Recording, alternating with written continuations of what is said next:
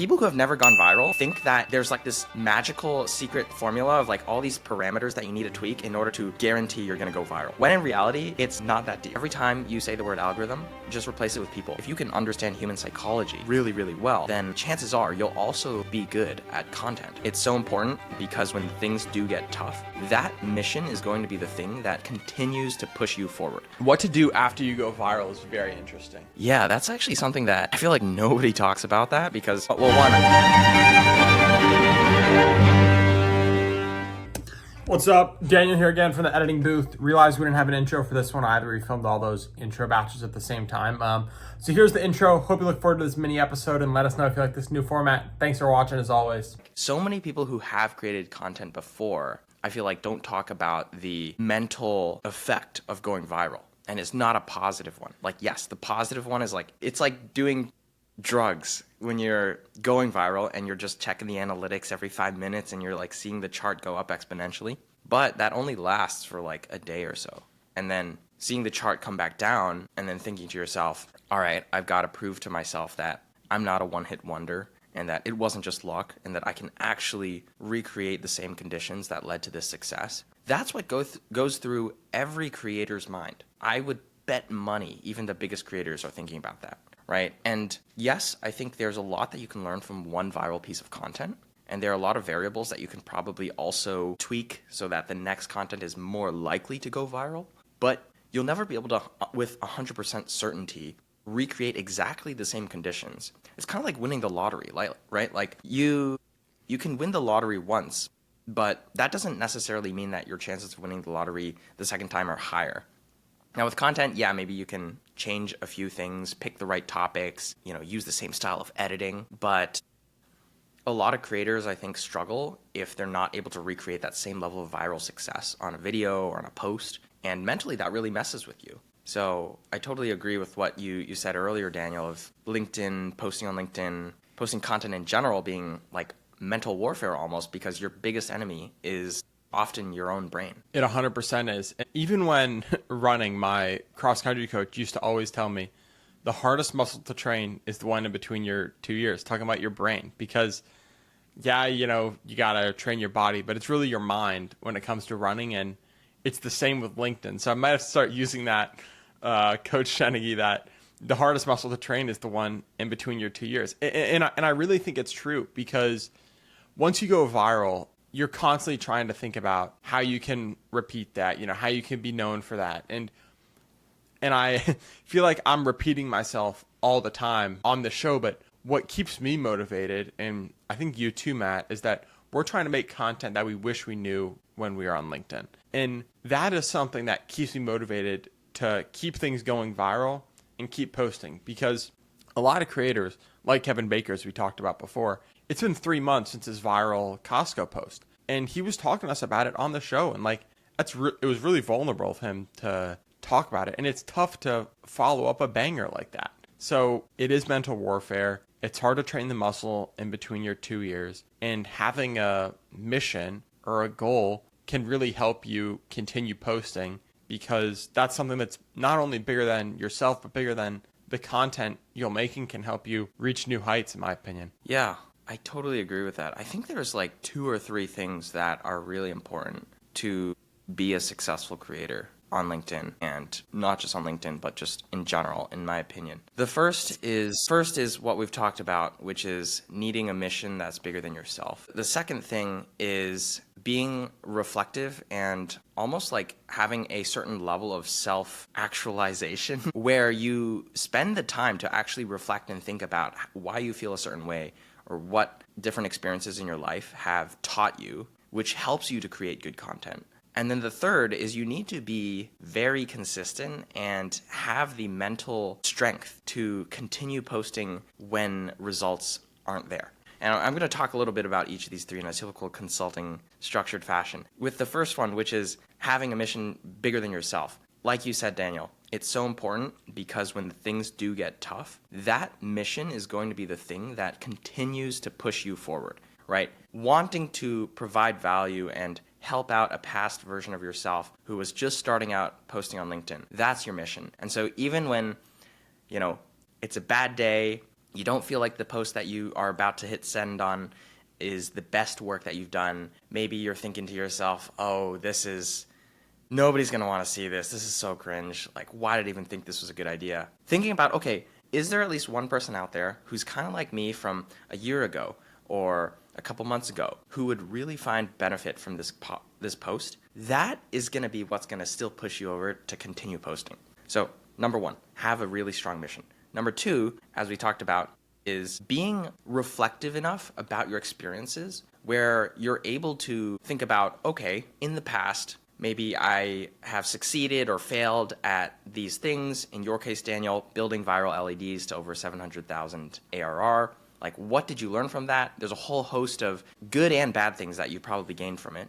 And being able to reflect on it and think about, what did I learn and what does it mean to someone who's maybe a past version of myself, that I think is super important and not enough people talk about in being a creator, because the best creators are able to articulate what they've learned from their past experiences, not just talk about those past experiences at face value. A lot of the value that you're delivering to people, especially when you think about, okay, why am I different and why would someone want to listen to me? A lot of that value comes from your own personal reflecting and what you have personally gained from a set of experiences in the past, right? Daniel and I, we're both current and former management consultants. There's a ton of other people who worked at BCG and Bain. So why would someone want to listen to consulting content from someone like me, right? I struggled with this for a really long time because I was posting lots of consulting content on my YouTube channel. But over time, I realized that my own perspective was unique amongst the sea of other BCG or Bain or McKinsey consultants that were also posting content online, because they don't talk about it in the same way that I do. So that's the second point there, is being reflective about your experiences. And then the third one I'll just touch briefly on is the consistency aspect, right? You got to have the mental fortitude to be able to keep going even when things don't feel good. And I don't want to, at risk of going all Alex Hormozy on this podcast, you sometimes need to ignore the side of yourself that is just like, I don't want to swear, but like you sometimes have to avoid the little side of yourself that's being a little bitch and is like, oh, I don't want to post today because I don't feel good, or I don't look good in this photo or in this video shot, or this post, I'm rereading it for the second or third time and it sounds really cringe to me. I actually don't think that people would want to see this. It's okay, right? Like, I can just skip a week. It's fine. Now, obviously, it's nuanced, right? There's a fine line behind consistently putting out good content versus just churning out stuff that nobody gets value from, right? You want to be the first one, which is consistently putting out content that has inherent value to someone out there. You don't want to just be posting for the sake of posting, especially if it's not providing value to someone. But assuming you are the first, then it's really, really important with content, like with VC investing, because there's a power law. And you need to put out enough content so that you can get that 1% of content that's going to drive 99% of your growth. I love those three, Matt. I, of course, am going to add my 2 cents and add another 2. I think having a mission is perfect to keep you motivated of, making content for your past self and what you wish you knew when you were on LinkedIn. But I also think a specific goal is important as well. Like for this podcast and with my LinkedIn content, I want to give something for the audience to feel like they're part of and what keeps them motivated to like my content as well. So that's why I think having a tangible goal like a $10 million podcast or $1 million business or selling to 10,000 people is really important. We went over the time consistently one a lot. I think time is super important. So we have a goal, a mission, time. I think to simplify your one too is emotion as well. I think that's like, talking about your experiences and making sure you're connecting with humans and not sounding like ChatGPT, because at the end of the day, the algorithm is just humans on their phones liking stuff. It isn't, some sort of black box. And then the last one I want to add is brevity. I think the more words you can save the reader, especially on LinkedIn when people are very business minded, the audience appreciates that.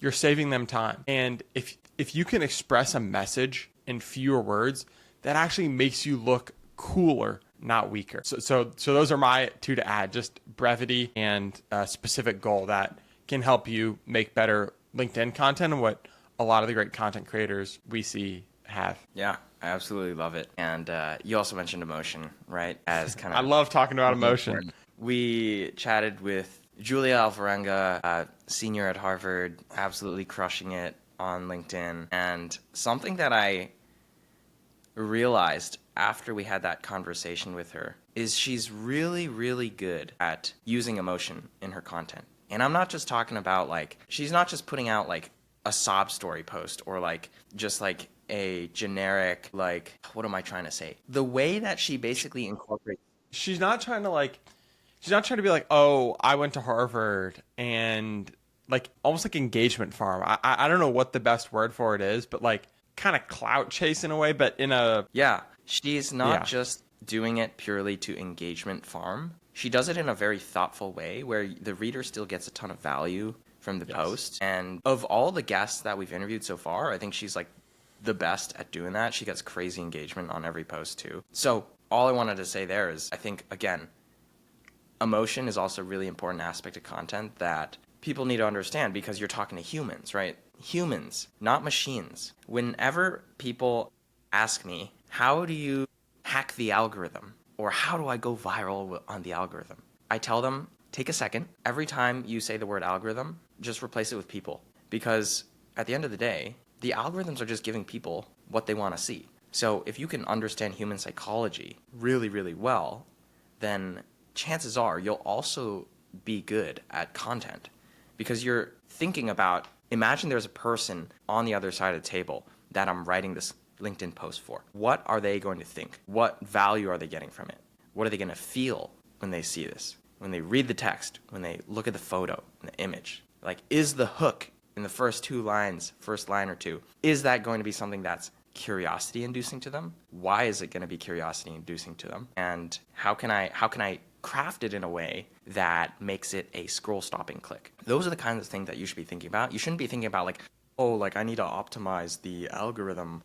I need to optimize for the latest algorithm so that like, it means that I've got to repost at 9 a.m. and then I have to wait, 4 hours until the next one. Or there's just too much. And anyone who has gone viral will know what I'm talking about. But basically, people who have never gone viral think that there's like this magical secret formula of like all these parameters that you need to tweak in order to guarantee you're going to go viral.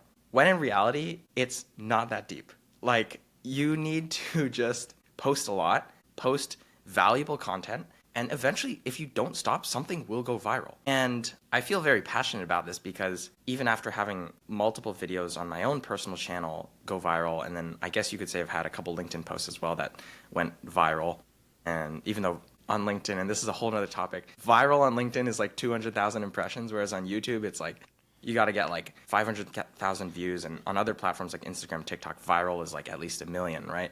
So it's a different scale, but still, not to get distracted from the point, I think that remember that you're talking to humans. And even though there's AI generated content and, we've got all these algorithms and stuff in the background running, at the end of the day, your audience is still just another human being. And to the human being listening to this, we appreciate you tuning in to this short episode of the Connection Accepted pod. Thanks, and we hope to see you at the next one.